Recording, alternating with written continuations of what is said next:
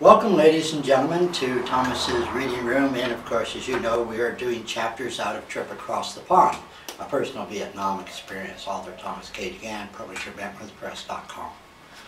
Okay, this chapter 6 is back home at Camp Bearcat, and we'll get started with it. It's a rather shorter chapter, and we arrived at Camp Bearcat. I took my guitar and footlocker to the mechanic's web talk and laid them next to my cot. There was no time wasted in leaving before being spotted by Sergeant Ashett or Warrant Officer Herb Feldick. I had no intention of going to work at the motor pool, no offense, as it was a very good trade. My want in coming to Vietnam was to go everywhere and experience everything possible during the time that I would spend there. Also, something was telling me that I had more to offer. Walking over to the headquarters web talk, Robert Kelly greeted me along with other residents. Robert told me that we had experienced our first casualty. We managed to kill our own brother. A group of soldiers was out on ambush patrol one evening, and one of the soldiers was reporting to where the group of soldiers was staying. A soldier in the group called out a number for the password, like 8, and the other soldier called out 7. That would equal the password number 15. The soldier started to come forward, and he took 3 hits. Any one of them would have killed him. It appeared that the group of soldiers did not hear the other soldier call out the number 7. When the other soldier came forward, a couple of soldiers opened up with their M16 rifles. Of course, everyone was struck by the situation, though our state of being would not allow us to show it.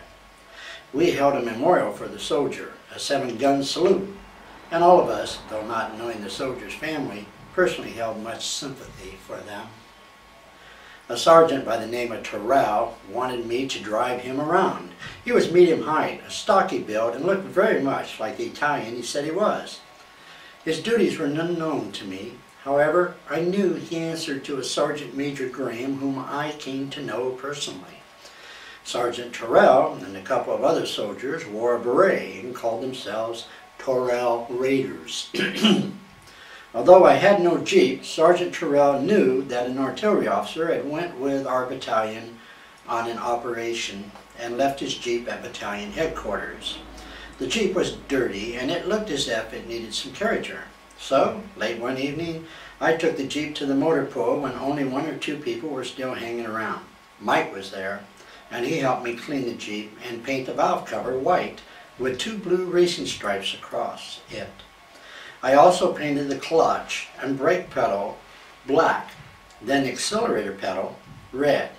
Without a doubt, it was a first-class jeep, not another one like it anywhere, and it was ready for first-class operation. Sergeant Terrell and the men from headquarters, who called themselves Terrell Raiders, now had a jeep and a driver. Sergeant Terrell always had me driving him somewhere, and we always avoided the motor pool at all costs.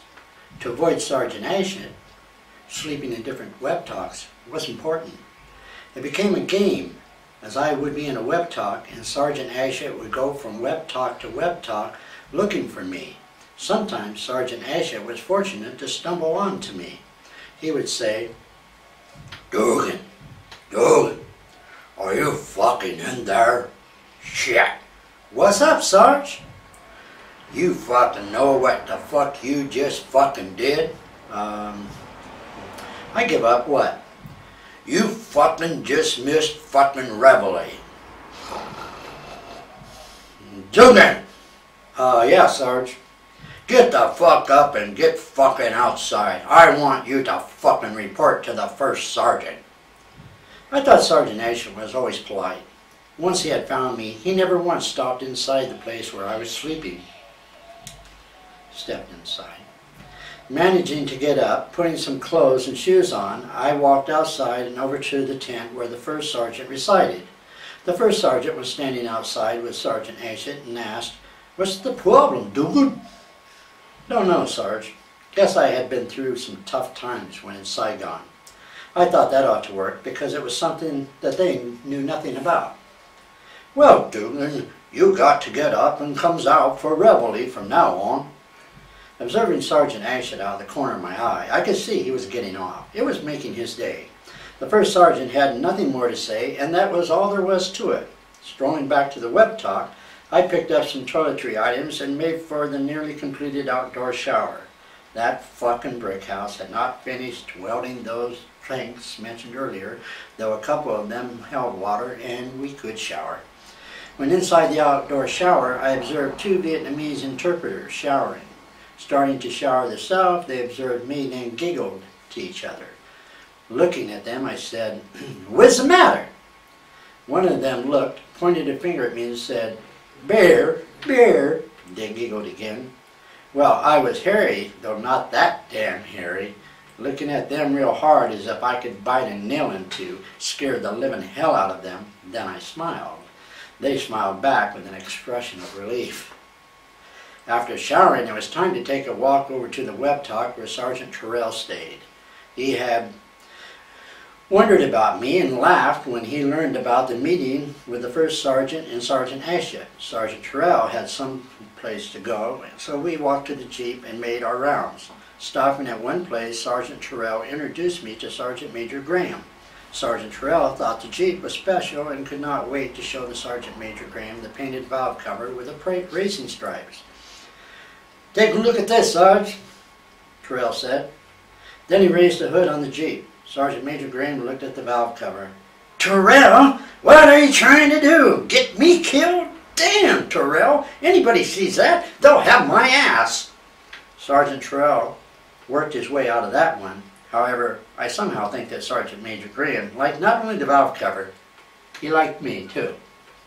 Sergeant Major Graham asked what nationality the name Dugan represented, as I told him the name was pronounced Dugan.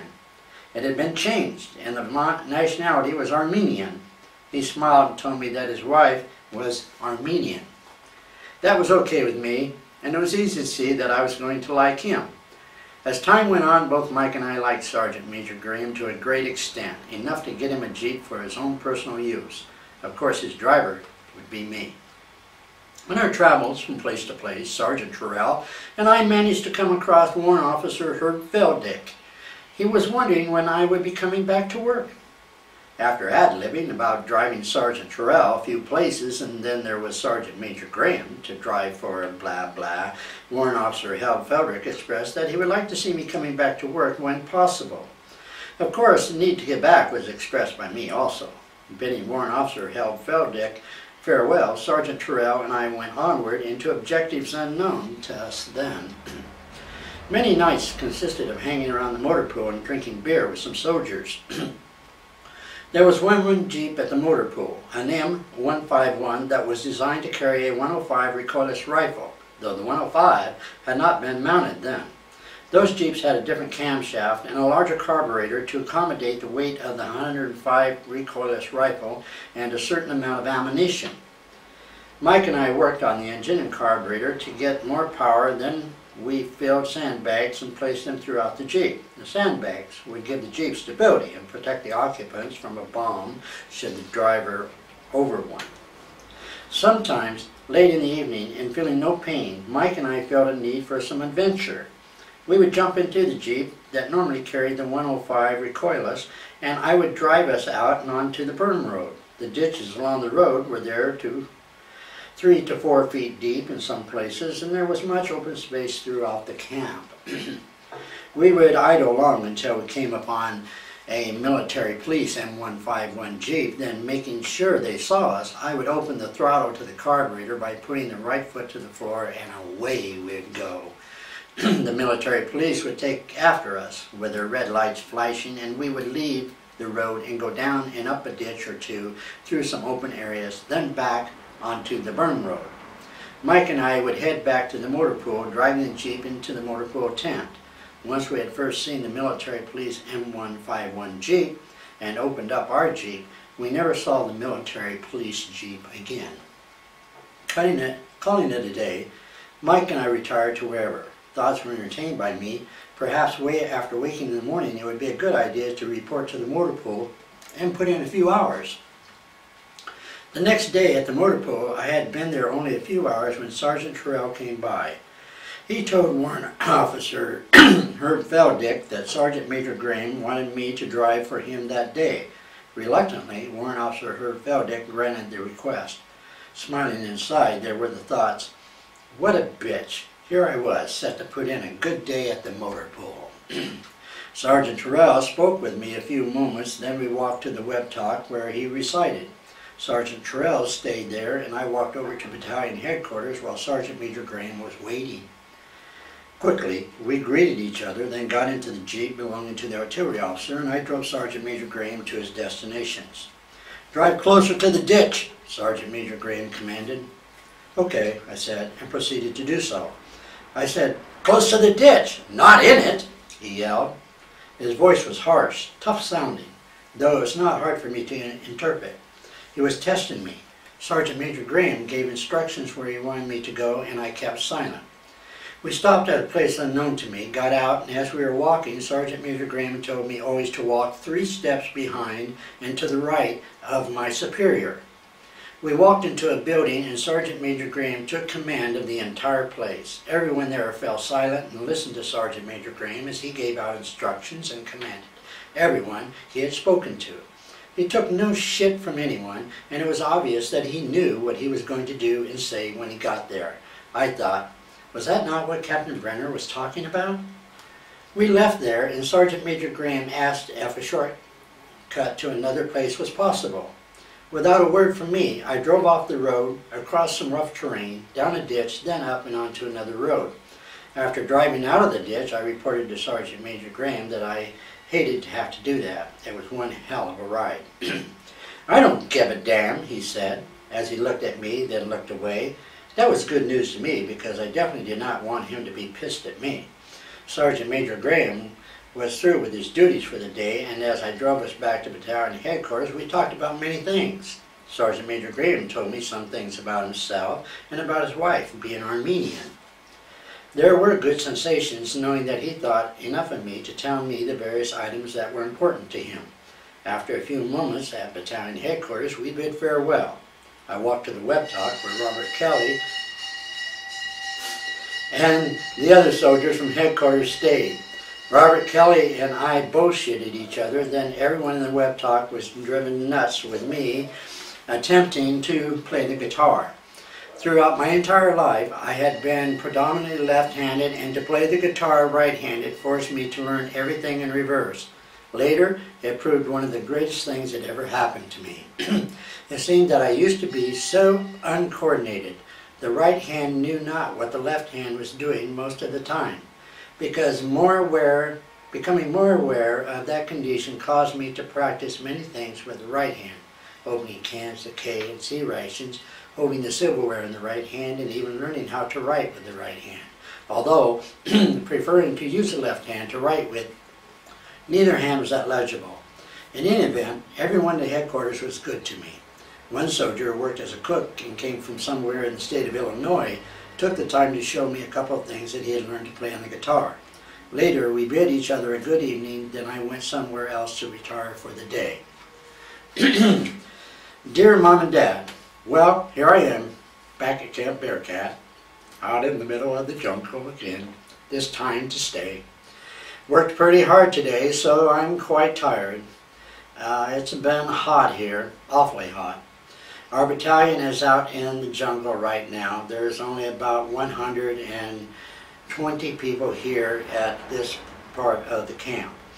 I wonder if you would send some canned beans, some candy, and some cooked Kool-Aid, some canned fruit like pears, peaches, apples. Don't send any bread because the humidity ruins it in no time at all.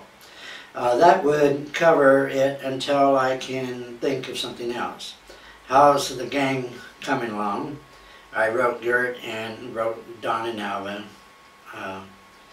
Line also dropped to Grandma and a few lines. Now I haven't got too much mail lately.